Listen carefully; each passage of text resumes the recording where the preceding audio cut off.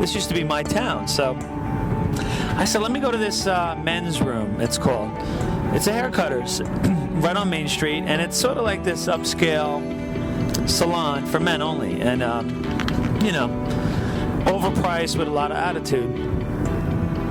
So I figured, you know what, I'm walking in. I said, I just want a quick little haircut. I don't have an appointment. I know that they're not busy. I look in the window. They look like models as the haircutters, as the barbers. So I said, let me go in there, And I asked the guy, I said, you guys, can you do a walk-in? And excuse me, I'm overclamped. So he gives me this look like, I'm asking him to, I'm asking him for $50. I say, can you give me a haircut? I know I don't have an appointment, but I figured I was in town and I wanted to get a little haircut. And he's like, pardon me? And I'm like, well, I didn't know if you were busy or not. And all of a sudden he's got this attitude with me, like, I'm insinuating that he's not busy and that, I don't know, but he took it totally the wrong way. And I said, I was wondering if you can give me a haircut because, I saw that you weren't busy and I wanted to see if you could fit me in. So he's looking in the book and he looks up and he's like, all right, sit down. He's about 28 years old. He's like, looking at himself in the mirror, more times than he's looking at my hair. So I'm like, how is this guy even going to give me a haircut? He's looking at himself. And so I sit down and I'm getting this vibe, and I could pick up energy. I mean, when I feel when someone's off or angry or negative or sad, I feel that very, very strongly. It's one thing I could feel. And I might not tell you, but I could feel it. And this guy was negative energy. And he was annoyed that he had to cut my hair. He was annoyed that, I don't know, I was taller than him.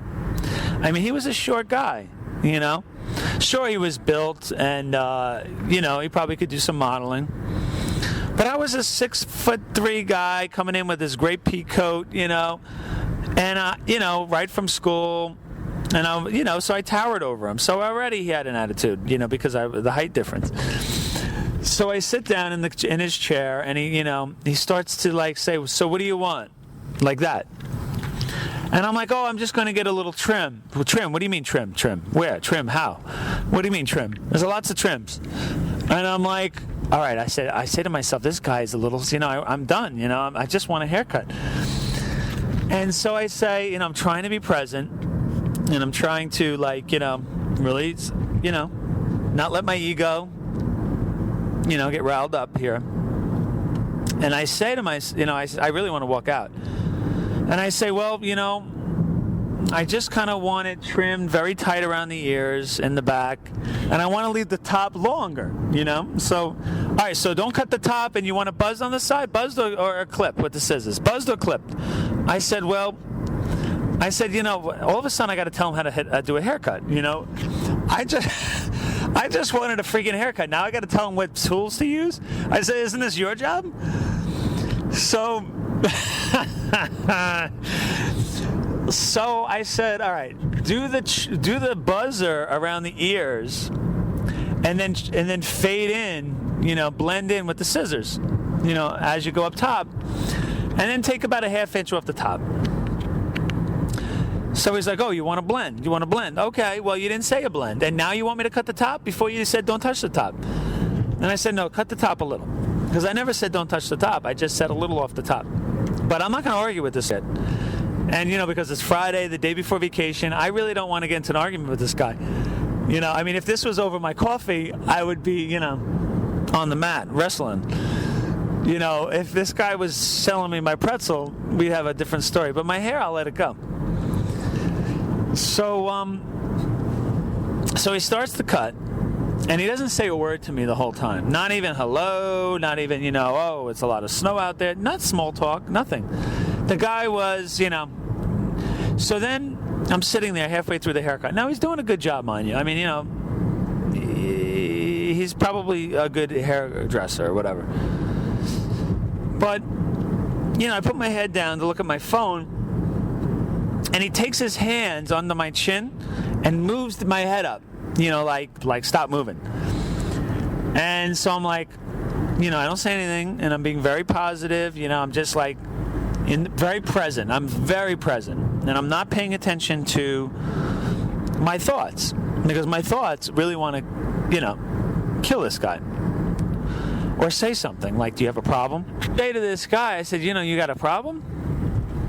But I don't, and I stay very present. And he continues to cut my hair, and about 15 minutes later, he's done. And I keep saying at the end of the haircut, "Oh, that's nice job, looks great. Nothing, not a thank you." And, he's moving my head left, right, like very annoyed. And he's not even looking at me, doesn't even look at me in the mirror. Because I glance at him a couple times. He's totally got a chip on his shoulder. For some reason, I don't even know why. But maybe before I walked in, he had a chip on his shoulder. I don't even know. But clearly, it was like he was too cool to do the haircut. So, after the haircut's over, I get up and I say, looks great. He's like, "That's $15. Not even like thank you or anything. So I say, do you mind if I use my Visa card, because I'm low on cash and I want to be able to give you a tip. And he gives me an attitude about the Visa too, because I see they take Visa on the door. And I say, I really, I only have a certain amount of money, I want to be able to give you a tip. So he grabs my card, runs the thing, I have to sign. And, at this point, I don't even want to give him a tip. But I don't do that. I give him a tip, but not only that, I give him more of a tip. I over-tip. And I give him an extra, tip. More than I would anybody else. And I said, you know what? I'm going to give him such a big tip that he's nicer to the next person. And that, he doesn't have to carry this little chip on his shoulder, I'm not going to let him think that he got the best of me. And you know what? He did a decent job. Sure, I could have used less attitude, but who knows what type of day he's having, and I'm going to make it nicer. I'm going to break the cycle in his day. And I'm certainly not going to let him make my day any, worse. So I give him, I think the haircut was $15. And normally on a haircut of $15, I would tip $3, which is 20%, right? I mean, $3, $4, what are you going to give the guy? So I give him almost $10 tip. And he looks at me like it was a mistake. And he's like, "Wow, thanks, man, thanks. Wow, that was really nice of you." And now he's feeling guilty the whole time. And he's like, "Yeah, I haven't seen you around here. You should come around." Well, I said, "Yeah, you know what? I was in town. I used to live here. And, I really appreciate you giving me a haircut, on such short notice." And he's like, "Oh, thanks, man. Have a great day. Have a great day." And you know what? I changed his attitude. And for the next guy that walks in, he'll be a little nicer because clearly he was borderline abusive to me. And, I wasn't any less of a person. My ego, made it seem like he was hurting me, insulting me. But I didn't buy into that because I know that was the ego's job. The ego's job is to protect me. But I didn't need protection. I was quite fine with not being treated as good as I thought I should be treated. And in the end, I changed his behavior by being kind and over kind and over tipping. And I actually changed his behavior that way rather than getting mad. So I was able to achieve my goal. By being nicer, broke his pattern.